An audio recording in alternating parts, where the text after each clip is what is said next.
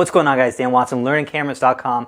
Just got back from Photoplus, a lot of cool stuff there. I wanted to give you my impressions of the show, kind of show you some of the new cameras, things that are going on, and some of the things that we have upcoming for you. So stay tuned, take a look at some of the photos, and let me know your thoughts.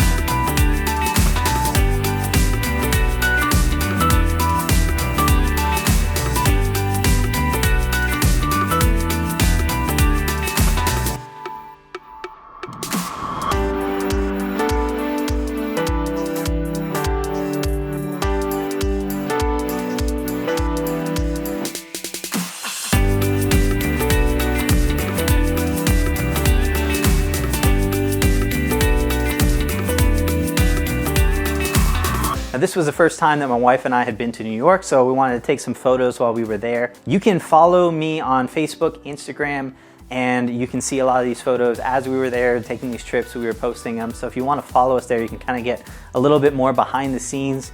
You can also check out our photography blog and our photography website. It's Dan and Sally Photography. We're also on Facebook and Instagram if you want to check us out there. So overall, the show was a little bit of a disappointment. I don't want to start out on a downer, but it was not as big. Some of the manufacturers I dealt with in the past were not there. It was just not quite as large of a show as it has been, and so it was a little bit disappointing. Also, we didn't have a ton of new gear that was really usable, and so we've had the Canon 5D Mark IV for a little while. Nikon doesn't have too much new on the camera side. Most of theirs have been out for a couple months. Sony was really the big pusher on this one. They had the A99 Mark II and the Sony A6500. Both were on display.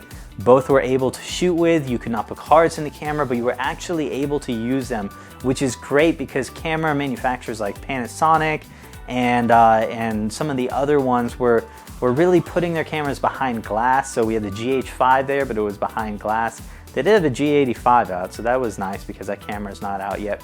But a lot of those future cameras were not available to shoot with. We had some medium format cameras that were also not available to shoot with. Now, Hasselblad did have their new one out, so that was available. But there was just, overall, it wasn't a great show from that perspective. Now, some of the booths were great to deal with. A lot of classes and things like that were definitely beneficial. Either go to the classes or, honestly, if you just get the expo, Canon, Sony, Nikon, all of the big ones were doing classes for free on their stages in their booths, and so it is a great way to gain some knowledge and do that without having to pay for a bunch of the classes. The expo is only like 25, 30 bucks and you can get a lot of learning opportunities. So if you're in the area, or even if you're not, I would highly recommend going if you're a photographer and looking to gain some knowledge. Now, I did get to play with some Sigma lenses. They had their 85mm f1.4 lens there, and this is an awesome lens. I am so looking forward to getting this thing out. It is a great lens. It is built extremely well. It seems very sharp. This was a pre-production model, and I was very pleased with the results that I was getting on this thing. Shooting this on my Canon 5D Mark IV, and overall the results look amazing. So definitely some exciting things out from that one.